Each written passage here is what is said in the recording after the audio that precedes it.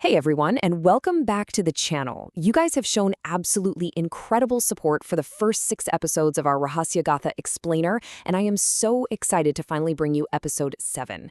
Today we're diving into a deeply mystical chapter, the legendary Sita Swayamvar. Think of it less like a dry historical recounting and more like an epic story we're sitting around a fire sharing. It's packed with divine love, unimaginable power, and an intense, unbreakable sense of duty. So, get comfortable, and let's jump right in. Section 1. Sita's Love Do Duty. To really grasp the gravity of this Swayamvar, we actually have to start by looking inward at Princess Sita herself. She is dealing with some profound internal anxiety here. And the thing is, she isn't just nervous about the marriage itself. This restlessness, it comes from an intense, almost overwhelming love for Lord Ram. The poet Goswami Tulsidas actually hit the nail on the head when he wrote, "No one can comprehend this ancient love." Because the sources reveal a breathtaking divine secret. Ram and Sita are eternal lovers from Vaikunt, reuniting in human form. It's like they're reacting to each other as long-lost loves, but nobody else in the human realm can fully understand that eternal connection. Which brings us to her ultimate dilemma. It's a massive clash between Prem, which is love, and Maryada, her duty. Her heart is practically screaming at her to just go to Goddess Gauri and beg for Ram right then and there. But Maryada binds her. She's completely tied to her father's incredibly difficult vow. She knows she can't just pick Ram. Whoever wins her has to break the bow. Period. So even in these thrilling, heart-pounding moments of love, she remains perfectly dignified. It's just a brilliant lesson for us in balancing what you deeply desire with what you're duty-bound to do. Moving on to Section 2. The Grand Assembly of the Swayamvar. Let's pan out from Sita's quiet struggle and look at the assembly hall. The atmosphere here is literally thick with anticipation. We're talking kings from across the known world, plus gods and demons secretly disguised in human form, all packed into one room. And right into this incredibly tense crowd steps Sri Ram and his brother Lakshman, alongside their guru Maharshi Vishwamitra. Their entrance is so mesmerizing. They completely outshine every single arrogant king in that room. It's literally like the sun rising and just instantly making all the stars fade away. That is the exact effect Ram's divine presence has on this grand assembly.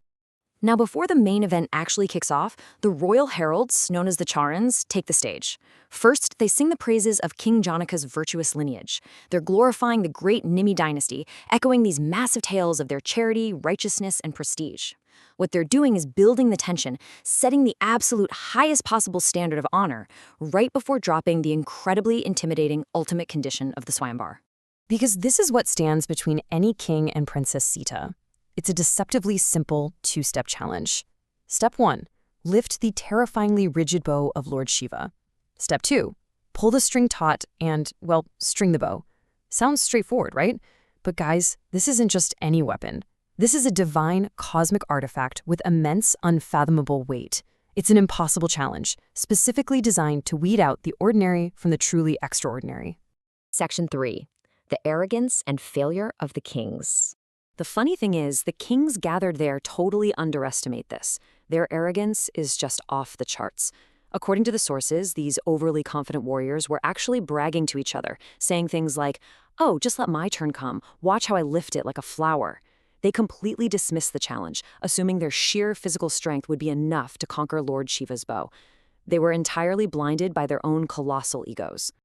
Well, reality hits them fast, and it hits them hard. The scene of failure is dramatic and, frankly, utterly humiliating. You have great kings from distant lands, stepping up, flexing their muscles, and failing. Even the powerful deities and demons who snuck in wearing human disguises try their luck and fail miserably. At one point, thousands of kings try to lift it all at once, and the result? No one could even move the Shiva Dhanush an inch. It just sat there, as immovable as a mountain.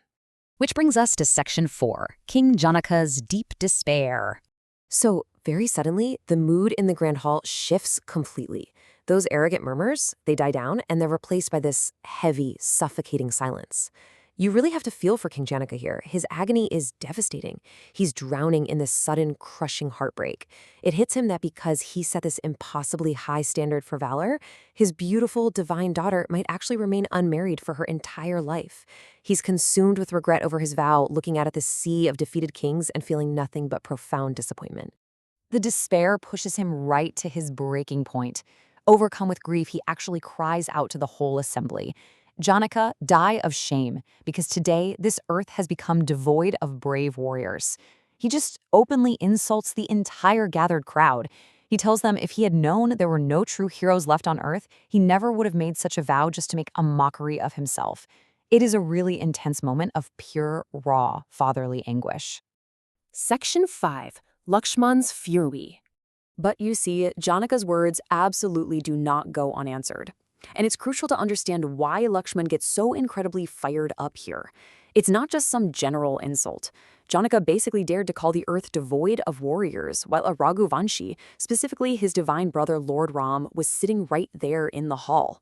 For Lakshman, making such a sweeping, disrespectful claim in the presence of Sri Ram, that's an unforgivable insult to their entire lineage. No way he's letting that slide. He erupts with a declaration that literally gives you chills. He shouts, "I could toss this entire universe like a ball and shatter it to pieces." He challenges Janaka, basically saying that with his guru's permission, breaking some old decaying bow as child's play, he could shatter the cosmos itself. His ferocious loyalty and this immense cosmic power are on full display, pretty much terrifying everyone in the room. But right before things escalate into total chaos, Ram, with his infinite, steady calmness, gently steps in and asks his brother to take his seat. Section 6. Sri Ram steps forward. With the hall still completely vibrating from Lakshman's fiery outburst, the moment of destiny finally arrives. Guru Vishwamitra recognizes the tension has peaked, and he initiates the turning point. He looks at his divine student and issues this perfect command. "Rise, Ram, break this bow, and erase Janaka's sorrow." It's such a beautiful instruction. He isn't just telling Ram to flex his strength, he's telling him to heal the heartbreak of a desperate father. So Ram respectfully bows to his guru, and he begins to walk toward the center of the hall. As Ram approaches the bow, you can feel this massive wave of skepticism washing over the crowd. I mean, think about the visual here. On one side, we have Sri Ram, appearing as delicate and graceful as a beautiful flower. And on the other side, the terrifying, unmovable reality of the Shiva Dhanush, the exact same bow that thousands of massive, hulking warriors couldn't even budge. The women in the crowd, the queens, they are actually whispering in panic.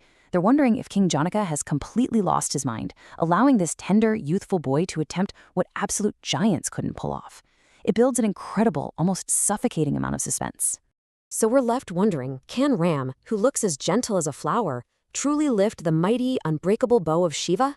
Will he fulfill this impossible vow, or is he just going to face the exact same humiliation as the kings before him? Well, to find out exactly how this miraculous moment unfolds, you're going to have to tune in next time to Episode 8.